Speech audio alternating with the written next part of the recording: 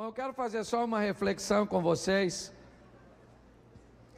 e ela está em Marcos, capítulo 10, verso 17. Eu quero refletir com vocês aqui. Vamos dar uma olhada nessa primeira tradução. Isso. E pondo-se a caminho, correu para ele um homem, o qual se ajoelhou diante dele e lhe perguntou: Bom mestre, que farei para herdar a vida eterna? E Jesus lhe disse: Por que me chamas bom? Ninguém há bom, senão um, que é Deus.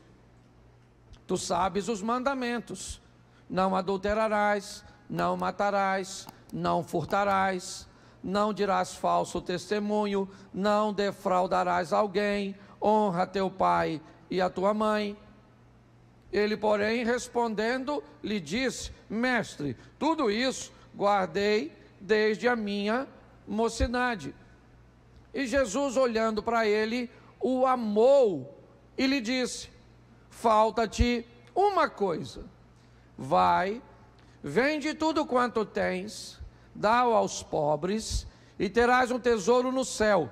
E vem e segue-me.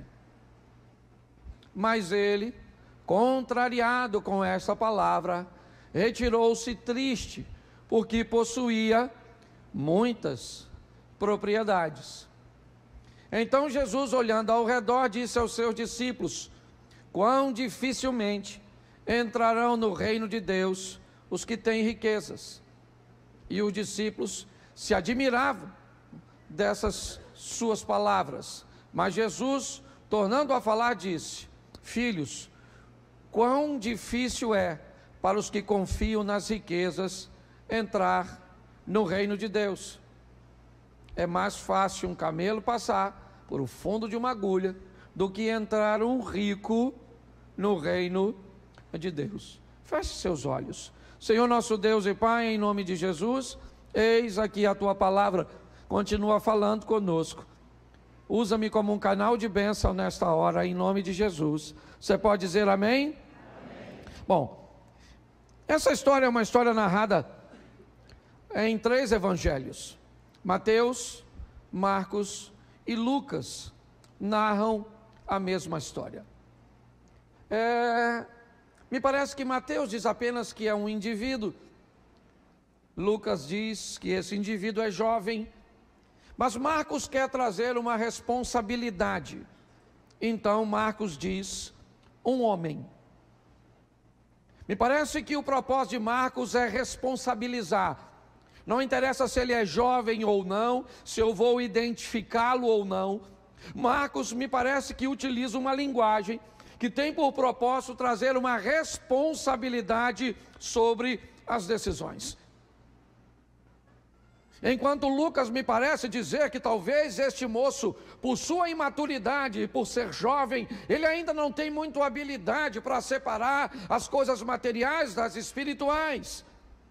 Inclusive o Lucas, assim que termina o capítulo 18, dizendo da dificuldade de um rico entrar no reino dos céus, Lucas abre o capítulo 19, levando a mensagem de que Jesus entra na casa de um velho rico, chamado Zaqueu, e diz no final: hoje veio salvação a esta casa. Lembre que ele está discipulando seus discípulos. Então no capítulo 18 de Lucas, ele diz: olha como imaturos lidam com coisas materiais, são capazes de colocar essas coisas acima da alma, acima da salvação, acima de Deus. Mas olhe como o maduro é como se fosse o jovem rico e o velho rico. Então em momento nenhum Deus está proibindo as riquezas. Ele está apenas mostrando que o dinheiro é um excelente servo, porém é um péssimo senhor. Mas Marcos não tem essa tônica. Marcos traz uma responsabilidade, e ele vai citar algumas coisas muito importantes. Pondo-se de caminho, correu um homem, seja quem ele fosse. Ele é um homem, e isso o torna responsável por suas decisões. A primeira coisa que eu quero chamar a atenção hoje da igreja é que quanto mais rápido você se tornar responsável por suas decisões, quanto mais rápido você entender que todo ser humano emocionalmente saudável está procurando ser feliz. Aliás, o único ser vivo que busca felicidade é o ser humano. Todos os outros seres vivos se dão por satisfeitos ao terminar o dia e continuarem vivos, terem conseguido sobreviver a um ambiente predatório.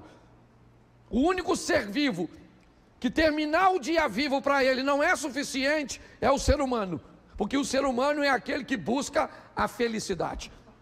A felicidade é um salário, na verdade. Era aquilo que você recebe por suas decisões assertivas de médio e longo prazo. Felizes são aqueles que aprenderam a tomar decisões de médio a longo prazo, em áreas que ele sabe que são extremamente importantes de sua vida. Por quê? Porque ele sabe que vão receber o resultado de suas escolhas um pouco mais à frente. Então Marcos começa dizendo um homem, trazendo responsabilidade, uma mulher, ok? Alguém adulto, apto para lidar com as consequências daquilo que fez, daquilo que faz, de suas escolhas. É um homem para não botar a culpa em Satanás, é um homem para não botar a culpa no governo, é um homem para não botar a culpa nos outros. São pessoas altamente habilitadas a lidarem com suas escolhas. É assim que Marcos começa. Ele continua dizendo que este homem tem duas coisas. E correu para ele tem pressa. Ele está correndo para Jesus. O que ele quer? Eu já sei que ele é rico. Eu já sei que ele é alguém que não tem necessidades financeiras. Ele é alguém que está extremamente organizado com suas coisas, que tem muitas posses. Mas o que ele está, ou que pressa é essa que ele tem? O que ele está querendo? Que para ele precisa empregar uma velocidade para alcançar Jesus. Quando ele se aproxima correndo com suas emergências, me parece que a Bíblia está dizendo: não interessa o que você tem de material, se lhe faltar alguma coisa para sua alma, a emergência é a mesma. Ele tem pressa, não porque precisa de coisas materiais, mas tem alguma coisa que ele necessita. E o que o faz correr atrás de Jesus e se ajoelhar. Ele se prostra diante de Jesus com muita pressa. Por quê? Porque ele tem uma insegurança. Ué, pastor, mas ele não tem dinheiro? Como é que alguém que tem dinheiro se sente inseguro? Como é que alguém está tão estabilizado materialmente, ele se sente inseguro? Porque todo ser vivo se sente inseguro, porque ele é vivo, mas está sempre bem pertinho da morte. Ninguém sabe o dia nem a hora. E é assim que funciona. Lembra quando Jesus utiliza essa figura de linguagem? Ainda hoje te pedirão a alma, e o que tu tens reservado? Ele tem pressa, sim. Ele tem uma necessidade, ela não é material. Ele se ajoelha e ele vai conversar com Jesus. E ele diz assim para Jesus, ainda no verso 17: bom mestre, que farei para herdar a vida eterna? Preste atenção. Que farei para herdar? O que eu tenho que fazer? Presta atenção que o verbo está no futuro. Ele não disse: o que eu fiz me dá direito à vida eterna. O que eu faço me dá direito à vida eterna. Ele diz: o que eu preciso fazer para herdar a vida eterna? Bom, ao que tudo indica, este mundo ele já ganhou. Só que a Bíblia diz que adianta o homem ganhar o mundo inteiro e perder a sua. Então ele não tem problema com vida terrena. A vida dele é organizada. A vida dele está certinha. Ele é alguém próspero, segundo a sua medida. É importante nós olharmos isso. Ah, pastor, então ele está em pecado, por isso que ele está... Não, por favor. Não condicione sua riqueza ao pecado. Você vê que quando Jesus narra para ele os mandamentos, não há nenhum questionamento de Jesus, há uma afirmação. E os mandamentos dizem que este homem é alguém honesto, que cresceu, que enriqueceu e que prosperou de forma lícita. Que ele foi alguém capaz de ganhar o mundo. O grande problema deste homem é que ele é tão responsável que ele sabe separar o que é ganhar o mundo e o que é herdar o reino de Deus. E é essa a dúvida dele. Seu dinheiro não lhe garante que ele vai herdar o reino dos céus. Esse é um assunto que para ele ainda está pendente. Suas contas estão pagas, suas coisas estão todas organizadas. Ele é alguém sério, honesto, mas tem um problema: ele não tem certeza de sua salvação. Então ele diz: bom mestre, que farei para herdar a vida? E aí Jesus pergunta: por que me chamas bom, cara? Por que é que você está me chamando de bom? Por que o elogio? Por que esse adjetivo sobre mim? Deixa eu te explicar uma coisa, homem. Bom só há um, que é Deus. Escute o que esse camarada está ouvindo de Jesus. Me parece que quando ele chama Jesus de bom, na verdade ele está falando mais de si mesmo do que de Jesus. Ele está querendo dizer: com o estilo de vida que eu levo, honrando pai e mãe, não defraudando ninguém, não adulterando, não matando, não roubando. Você vê que Jesus cita 6 mandamentos para ele, fica somente 4 de fora. E todos os 4, inevitavelmente, pelo menos 3 deles têm relações com questões materiais. Dividir o dinheiro com o próximo, amar o próximo como a ti mesmo, honrar a Deus, o que nós acabamos de fazer com dízimos e ofertas. Eu não vou falar disso, não vou me deter, mas eu preciso mostrar a vocês o que está acontecendo aqui. Jesus, quando diz para ele: eu não sou bom, bom só há um. Quando Jesus diz bom só há um, que é Deus, o que é que Jesus está dizendo para o garoto? Ou para o homem, ou para o rapaz, ou para o príncipe, seja qual for a tradução: você não é o que você pensa ser. Baixa a bola, querido, vai devagar. Jesus disse: bom só há um, que é isso. O que eu preciso fazer para herdar a vida eterna? O que eu tenho que fazer, Jesus? Me diga. O que eu tenho que fazer para ganhar dinheiro, para administrar bem minha vida, para viver uma vida organizada? Eu já sei. Eu não estou com problema nessa área. Meu problema é porque eu preciso saber o que eu tenho que fazer para herdar a vida eterna. Jesus então diz para ele algo aparentemente simples. E o texto diz assim: você conhece os mandamentos. Note que ele não pergunta. Ele poderia perguntar: você conhece os mandamentos? E o rapaz diria: lógico que eu conheço. Jesus não pergunta, Jesus afirma. Na afirmação de Jesus, ele está dizendo para o rapaz: eu sei quem você é. Eu conheço você. Eu conheço você como eu conheço Natanael. Eu conheço você como eu conheço Zaqueu. Eu conheço você como eu conheço a mulher samaritana. Eu sei o seu nome, sei onde você mora, sei tudo o que você viveu até o presente momento, porque eu, na figura de Deus, te teci no ventre da sua mãe. Então você pode enganar qualquer um, a mim não. Então Jesus disse: você conhece os mandamentos, e eu vou te explicar aqui agora qual você conhece. Deixa eu ler para vocês. Não adulterarás, não matarás, não furtarás. Note que está falando da integridade do indivíduo. É isso que Jesus está falando. Esse cara é um cara íntegro.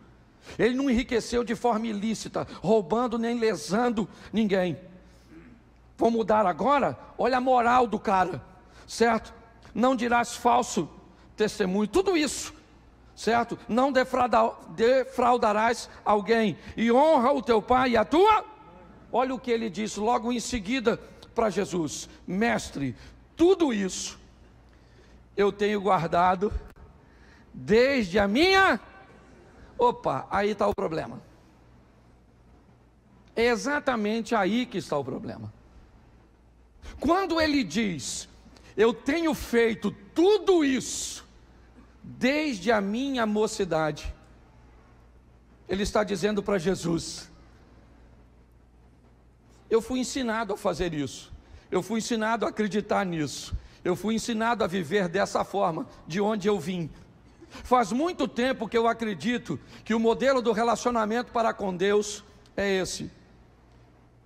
Faz muito tempo que eu acredito, certo, que as coisas funcionam dessa forma. Não é de hoje. Eu estou na igreja há muito tempo. Eu já passei por igrejas tradicionais, igrejas pentecostais. Eu já passei por igrejas neopentecostais, por comunidades. O que esse camarada está dizendo, eu tenho uma história, e nessa história, é isso que ele diz, desde a minha mocidade, já faz tempo, certo? Que eu acredito desta maneira, que eu vivo desta maneira. Nós temos quebrado muitos paradigmas aqui na área do ensino, mostrando às pessoas que o evangelho é um evangelho de libertação e não de escravidão, que a proposta de Cristo é nos fazer feliz, é nos devolver para casa depois de um culto melhores do que entramos. É fazer sempre que consigamos a olhar para nós mesmos, porque enquanto você conseguir ver a vida do próximo, eu vou falar uma coisa para você, que eu tenho lutado, sabe por quê? Porque eu vivo no meio de gente que olha para a vida dos outros, e aí eu também fico olhando para a vida dos outros. O profeta Isaías disse isso: eu sou um homem de lábios impuros, sabe por quê? Porque eu estou andando com gente de impuros lábios. Aí eu encontrei com Deus, e quando eu encontrei com Deus, eu vi a falha de quem?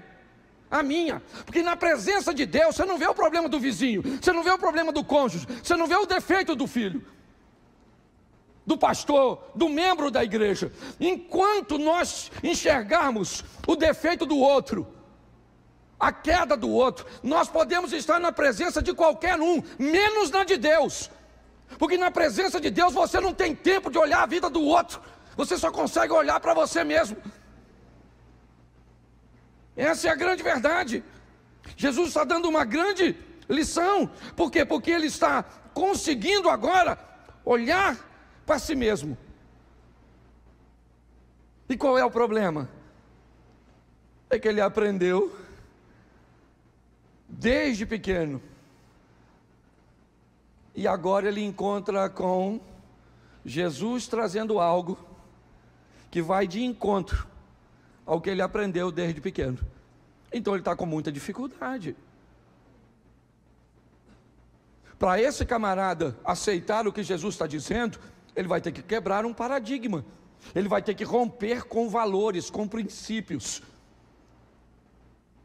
que ele recebeu, com matrizes que, por mais bem intencionadas que elas foram, elas ensinaram as pessoas de forma errada. Esse dia a gente estava brincando aqui com a questão do jejum. Desde que eu era novo, que me falaram que quando nós estamos fazendo jejum, nós não podemos falar com ninguém. Eu acreditei nisso. Eu não sei se você acreditou, eu vou falar de mim. Mas eu acreditei, eu já brinquei aqui, eu acreditei que rato virava morcego, eu acreditei que manga com leite matava, eu acreditei que espelho, quando trovejava, se não cobrisse, que o saci piava na moita, que tinha uma mula que não tinha cabeça, mas que pegava nós, o velho do saco e outras coisas mais. E eu não tenho vergonha de dizer isso não. Certo?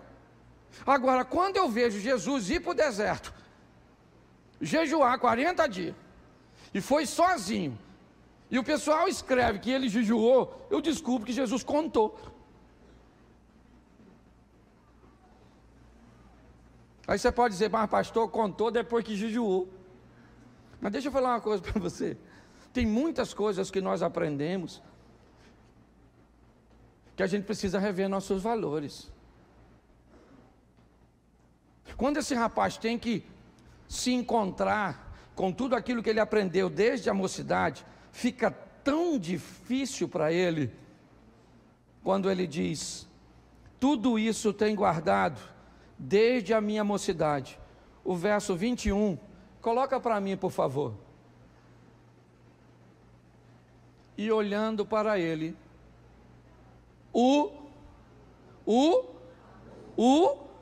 preste atenção. Assim que ele diz que faz tudo aquilo desde sua mocidade,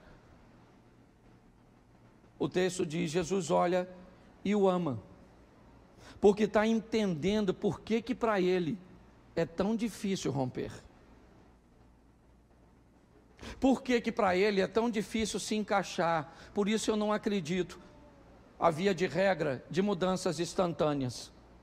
Para mim as mudanças mais seguras são aquelas gradativas, cujo qual todos os dias nós vamos avançando um pouquinho para nos tornarmos melhor. Por isso que todas as vezes que eu vejo um santarrão citando e trazendo à tona o erro de outras pessoas, o que me parece é que ele está criando um ambiente, certo? Onde ele está tentando encobrir suas próprias mazelas, seus próprios defeitos. Jesus olha para ele e o ama. Por quê? Porque vê que há um confronto. Porque esse cara é um cara bom. Sim. Talvez não na conotação cujo qual ele achava que pela maneira que ele administrava a sua vida, isso já seria suficiente para ele entrar no reino dos céus. Mas quando você vê, ele é bom com grana. Ele é bom com coisas materiais. Ele é honesto. Jesus afirma, dizendo para ele, eu sei que você conhece e não rouba.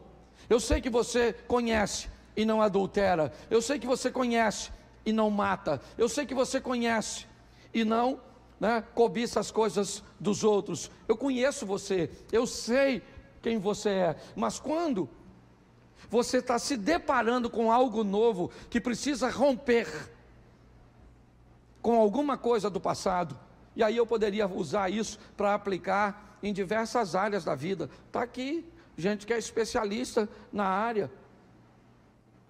Quantas pessoas, certo, que ainda se sentem aprisionadas por questões lá de trás, porque não conseguiram se libertar da culpa de algo que fizeram, da dor de algo que aconteceu lá atrás. Jesus olha para ele e o ama. É como se estivesse olhando e dizendo, eu estou entendendo, mas só que você precisa vencer isso. Você vai precisar vencer. Você vai precisar romper com isso. Eu estou entendendo, eu sei que é difícil para você, muitas vezes, enfrentar uma estrutura que você foi ensinado desde pequenininho, no ambiente do espiritismo, do catolicismo, e de tanta, e eu não estou dizendo que nós estamos certos, não é isso. Eu só estou usando a Bíblia como base, é só isso, e respeitando todas as religiões. Eu sei que você, para se tornar um bom marido, você vai ter que ter um encontro, sabe, com o comportamento do seu pai, e aquilo que você viu ele fazer. E hoje, quando os pastores utilizam a Bíblia para pregar na igreja, o que acontece nesse momento é que entra em conflito aquilo que você viu, aquilo que você aprendeu, aquilo que você viveu, com um novo ensinamento. Então é difícil você se tornar gentil, é difícil você se tornar um cavalheiro, é difícil você se tornar uma dama, é difícil dizer para você, cuidado com o seu decote, cuidado com a saia curta, cuidado com esse ambiente cujo qual você pode se distanciar. Mas quando nós falamos isso, boa parte das pessoas não conseguem, porque entra em choque. É desde a mocidade, desde pequena, que ela viu pessoas se vestirem desse jeito, falarem desse jeito, administrarem dinheiro desse jeito, ter sua vida espiritual desse jeito. E de repente aparece alguém como Jesus, trazendo algo novo que entra em choque. Então Jesus olha para o garoto, que talvez eu e você colocaríamos defeito, e o ama. Olhando para ele, o amou e lhe disse: preste atenção, Jesus o amou, sim ou não, mas não baixou a régua para ele entrar no seu reino. Você está entendendo? Ele ama, mas não baixa a régua. Ele ama, mas não vai abrir uma concessão para qualquer tipo de pessoa entrar. Não é assim. Ele o amou e lhe disse: falta-te uma coisa, uma só. Eu não sei se isso pode ser um elogio ou uma crítica. Mas se eu encontrasse Jesus e ele falasse comigo: Cláudio, só te falta uma coisa, eu ia falar: caramba, pô, estou bonito na foto. Uma coisa só. Falta-te uma coisinha. Uma coisa. Pô, só por uma coisa. O que ele disse agora? O que ele disse? O que ele disse? Vai. Porque todo mundo que encontrou com ele, depois que encontrou, foi. Vá e não peques mais. Vá e mostre a seus familiares quão grandes coisas fez o Senhor por ti e como teve misericórdia. Quer ir para o Velho Testamento? Vamos lá. Vai, certo? Pega o azeite, vende, paga a tua dívida, certo? E vive do resto. Vá, vai, vá. Porque depois que você encontrou com ele, você tem que ir. João capítulo 8, a mulher adúltera: vai e não peques, mas vai, a tua fé te salvou. Sempre vai, vai. Porque o encontro com Jesus é um encontro para nos enviar e não para nos reter. Por isso ele diz para o rapaz: falta-te uma coisa, vai. Mas antes de você ir, eu vou falar o que te falta. Falta o quê? Vende tudo que tu dá aos, terás um tesouro no. Vem e preste atenção. Olha o que Jesus disse: falta-te uma coisa. Pega tudo que você tem, vende. Sim ou não? Faz o que com o que você tem? Dá pus e fica pobre. Vá, pega tudo que tu tem, fica pobre, dá o dinheiro aos. Ô, gente, deixa eu falar uma coisa para vocês. Há um tempo atrás eu estava vendo uma pesquisa e ela dizia o seguinte: o sucesso só gosta de viver num ambiente confortável. Sucesso não gosta de ambiente estável. Sucesso não gosta de pessoas desequilibradas. Algumas pessoas podem dar sorte, e a sorte pode trazer para ela o sucesso. Mas se elas não estiverem preparadas para terem um sucesso, é só uma questão de tempo até o sucesso irem e levar consigo a sorte que teve no passado. Alguns dizem, eu não sou especialista no assunto, mas se hoje todo o dinheiro que gira no mundo fosse repartido igualmente pelas pessoas na terra, em 10 anos eles estariam de volta nos mesmos bolsos. Preste atenção nisso. Jesus não está mandando ele vender nada. Aliás, essa é a visão de Lucas. Por isso que Lucas conta a história de Zaqueu logo depois de contar a história do garoto. Porque os discípulos, assim que está terminando, dizem para Jesus: nossa, mas é impossível ser salvo então. E Jesus disse: mas é exatamente isso. Porque o que é impossível aos homens é possível para Deus. Jesus está mostrando para aquele rapaz, nesse momento, algo muito precioso. Quando Jesus diz: reveja seus valores materiais, só te falta uma coisa, só uma.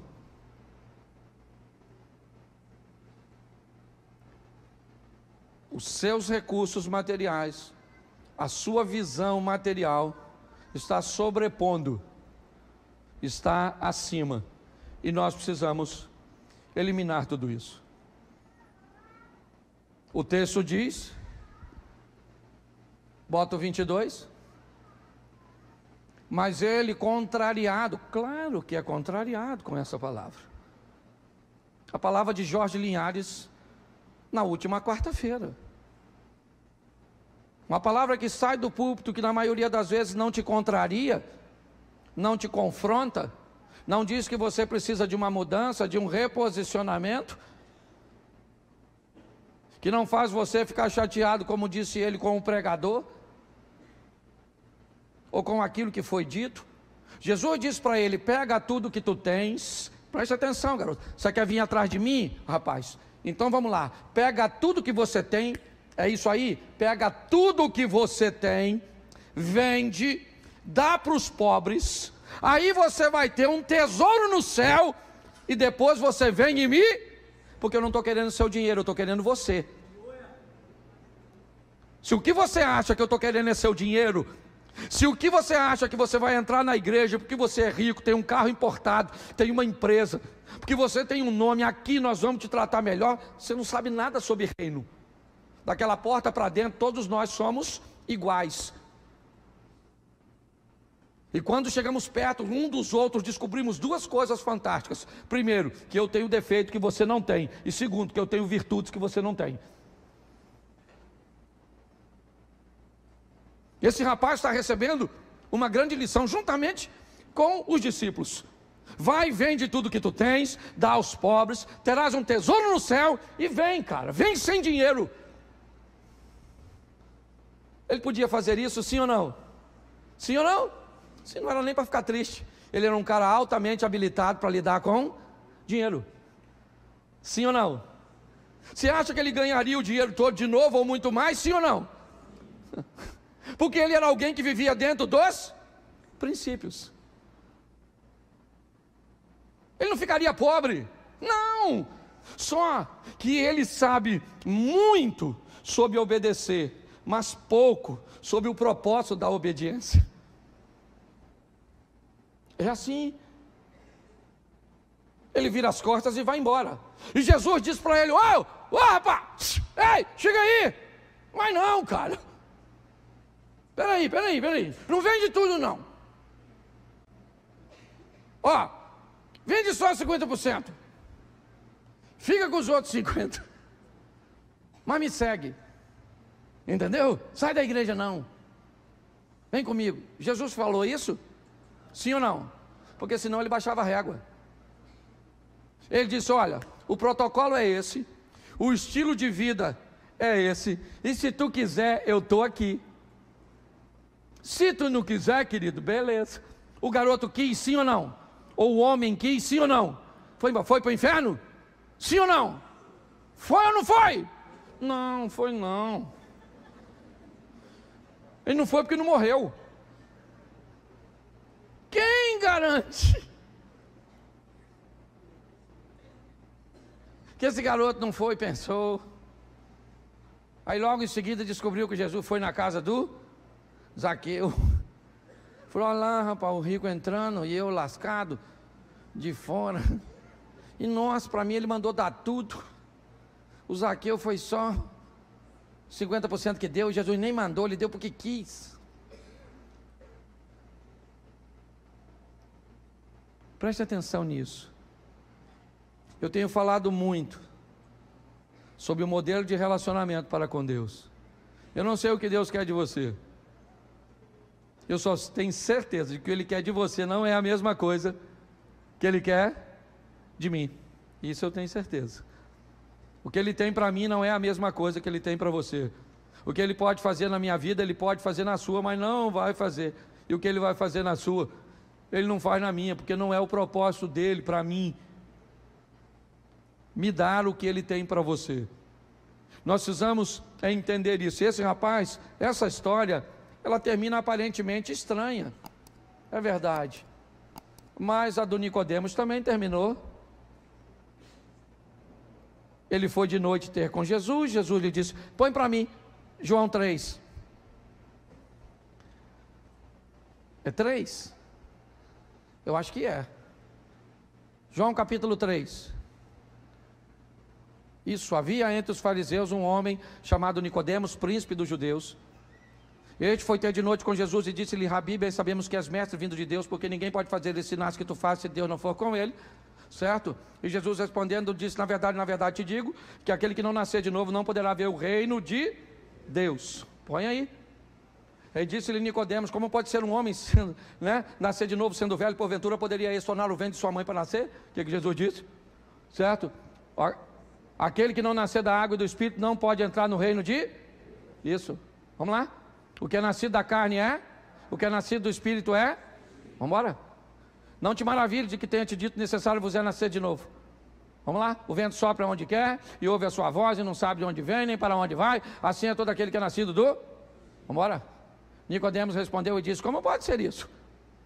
Jesus respondeu e disse, tu és mestre de Israel e não sabe isso? Se na verdade te digo, certo? O que nós dizemos e sabemos e testificamos, o que vimos e não aceita o nosso testemunho. Se vos falei das coisas terrestres, não cresce como mais, se eu falar das coisas celestiais. Ora, ninguém que subiu ao céu, depois você lê, que eu não sou obrigado também a ler tudo, eu só queria que você entendesse uma coisa. Depois dessa conversa, o tal do Nicodemo vai para casa. Aconteceu alguma coisa, sim ou não? Capítulo 3. Bota aí, capítulo 7, versículo 51. Dá uma olhada nesse camarada aí. 7,51 de Nicodemo, de João. De Nicodemo. Volta aos 50. Isso. Nicodemos, o que era um deles, o que de noite fora ter com, disse-lhes, porventura condena a nossa lei um homem sem primeiro ouvir e ter conhecimento do que faz? Olha o que disseram. Responderam eles e disseram, és tu também na Galileia, rapaz? Examina e verás que da Galileia nenhum profeta surgiu. E cada um foi para sua casa. Gosto desse texto. Estava falando mal de Jesus, sentando por rede. Aí Nicodemo falou, parada é essa, maluco? Poxa, nós não temos direito de falar mal de um camarada, sem saber direito. Aí os caras falaram assim, ô Nico, escute só. Na Galileia não veio profeta nenhum não, rapaz. Lê a Bíblia, miserável. Entendeu? Você também está acreditando nesse negócio? O que o Nicodemo fez? Foi para casa, falou nada. Sim ou não? Capítulo 19, versículo 38, 39, 40. Dá uma olhada no Nico agora. Depois disso, José de Arimateia, que era discípulo de Jesus, mas eu gosto dessa expressão, discípulo oculto. Conhece alguns? Assim, ó. Aquela turma que é discípulo, mano. Disse, não. Você é crente? Como é que você descobriu, meu Deus? Não fala para ninguém, não. Um discípulo oculto. Sei lá. Mas ele era oculto por quê? Por medo do... Isso, o Zé de Arimateia. Discípulo oculto. Discípulo. Isso. Olha só. Rogou a Pilatos que lhe permitisse tirar o corpo de Jesus. Pilatos não permitiu, então tirou o corpo de versículo, foi também Nicodemos, aquele que anteriormente se dirigia de noite. Presta atenção, reunião de medrosos, Nico com Zé. Lembra o profeta Isaías? Sou um homem de lábios impuros, porque habito no meio de um povo de puros. Sou um discípulo oculto, porque ando com um discípulo oculto. O Nicodemo, uma história que começou no capítulo, já está no, começou de noite e agora é de dia. Olha só, foi também Nicodemos, aquele que anteriormente se dirigia de noite levando quase 100 libras de um composto de mirras e, vamos lá, verso 40, tomaram, pois, o corpo envolveram lençóis com especiarias, como os judeus costumam fazer, certo? Na separação para o sepulcro. Quem é que estava lá de dia, pegando o corpo de Jesus, se expondo ao perigo de perder certo, o seu prestígio no meio dos judeus? O Nicodemos. Eu sou pastor e posso falar para você com toda a certeza do mundo, e tenho visto isso cada vez mais crescer, como está legal falar mal dos outros para encobrir nossos erros. Como é fácil apontar o erro de alguém. Como é fácil olhar para aquele que está fazendo e dizer, nossa, ele é desqualificado. Como pastor, eu aprendi uma coisa: quer conhecer a pessoa? Tire ela da cadeira e bota aqui em cima. Você tem quantos anos de ministério, irmão? 42. Então você sabe o que eu estou falando. Você bota alguém para dar uma palavra de oferta, no dia seguinte, ou às vezes no mesmo dia, eu estou recebendo um WhatsApp. Sabia que de você? Sabia que está devendo a Light? Sabia, mas o senhor não sabia, que se o senhor soubesse. E pior, às vezes o cheiro de quem fala é pior. Eu gosto, sabe, dessa colocação, de que todas as vezes que a palavra chega, ela faz o que aconteceu com este rapaz. Ela nos leva, né, a ter um encontro com aquilo que faz com que estabeleçamos o comportamento com o propósito de nos transformar, de nos mudar. Nós tínhamos uma frase no começo que a igreja começou, no início da igreja, que eu mantinha ela colocada, e esses dias alguém me cobrou a falta dela, e ela dizia assim: aqui não toleramos o nosso pecado, porque toleraríamos ao seu. E de um tempo para cá, eu tirei essa frase aqui. Sabe por quê, Eliezer? Senão eu tinha que sair da igreja. Que parecia que ela estava escondendo, e eu também tenho pecado. Não vou falar, mas tenho. E tu também tem. Não fica olhando para mim com essa cara de quem não tem. Se você tem escondido no obscuro, se você estivesse lá com a pedrinha na mão, com aquela mulher, e Jesus falasse: atira a primeira pedra, quem aqui atiraria? Levanta a mão. Aí, só uma garotinha lá. E ela tacaria mesmo. Essa garotinha gosta de tacar pedra, Então, olha só, nós estamos numa proposta de oportunidade. Agora Jesus não vai descer a régua, entendeu? Sem santificação, ninguém lute com todas as forças para melhorar. O resquício que sobrar vai para o perdão. Entendeu? Aí você fazia fofoca assim quase todo dia. Nossa! Agora você faz fofoca uma vez por semana.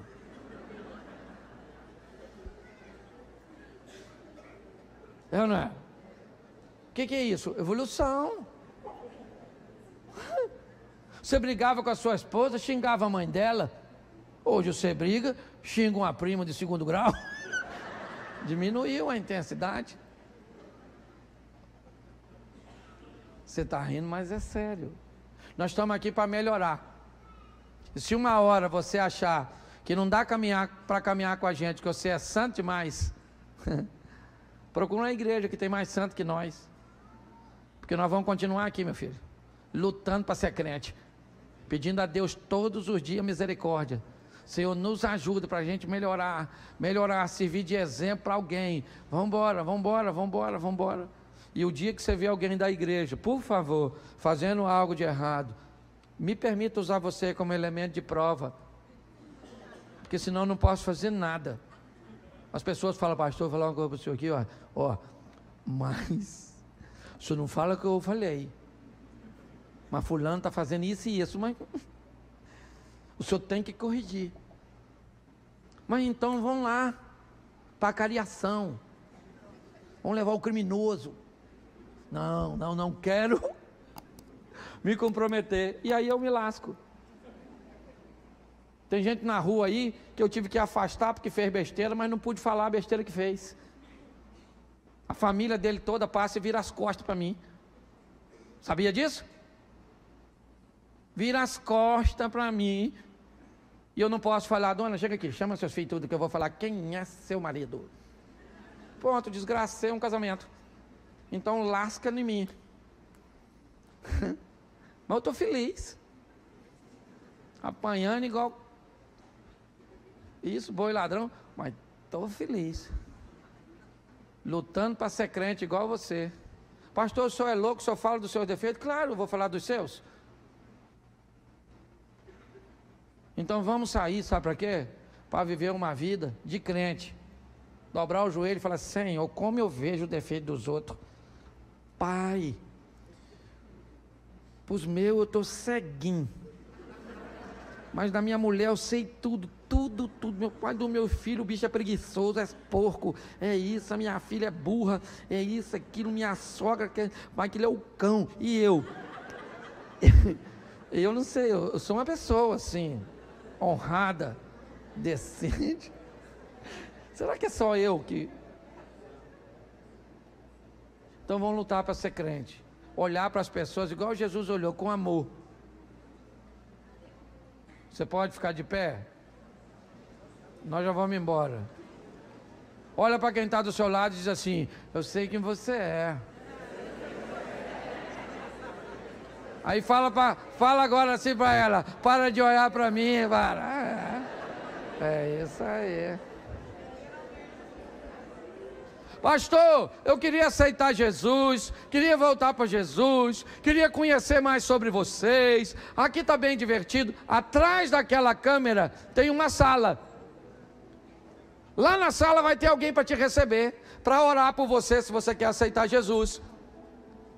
Se você quiser uma informação dos nossos cultos ministeriais ou dos nossos cultos regulares, tá certo? Lá você pode, pastor, mas eu não tenho que fazer uma confissão pública. Tem, fica tranquilo. Futuramente você vai vir aqui à frente. Nós só estamos invertendo o processo, porque tem gente que levanta a mão, vem aqui e depois some.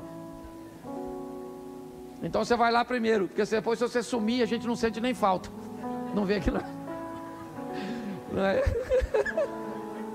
Não é isso não, é só para não expor você e nem a igreja. Você tem que saber o que você quer. Jesus não está na promoção não, entendeu? Aqui não tem promoção. Você quer Jesus? Quer Jesus?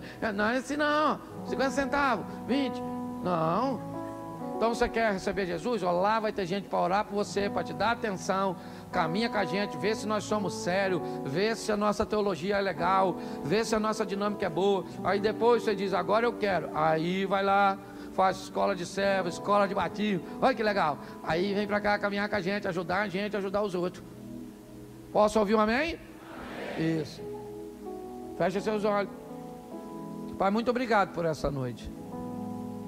Às vezes nos sentimos tão bons, ó Deus, como aquele rapaz, que na verdade era bem organizadinho, uma vida bem acertada, mas que ainda lhe faltava uma coisa: colocar o Senhor acima dos bens materiais. Em nome de Jesus, ó Deus, que a tua graça, o favor cujo qual nós não merecemos, nos acompanhe todos os dias. Que a conscientização do teu Espírito Santo, que é aquele que convence do pecado, da justiça e do juízo, nos ajude a melhorarmos todos os dias. Ninguém aqui vai se tornar santo até que receba do Senhor um novo corpo, um novo nome. Mas enquanto isso, nós vamos entrar no processo de santificação, sem a qual ninguém encontrará contigo. E vamos lutar com todas as nossas forças, para que, conhecendo a nós mesmos, não fiquemos em falta e nem presos em lugar nenhum, para não ficarmos para trás. Leva-nos aos nossos lares, ó Deus. Abençoa a cada família, a cada casamento. Abra portas na terra, janela nos céus.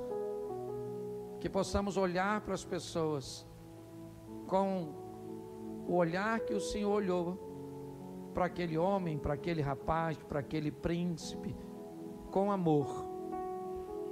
Entendendo que quando pessoas são confrontadas com suas matrizes, a mudança, ela é extremamente desafiadora. Mas que possamos vencer, ó Deus, para alcançarmos a estatura de varão perfeito. Continua conosco, leva-nos aos nossos lares, guardado por tuas mãos poderosas. Que o grande amor de Deus, nosso Pai, a graça de nosso Senhor e Salvador Jesus Cristo e as doces consolações do Santo Espírito de Deus, seja para com todo o povo do Senhor, e todos digam: amém.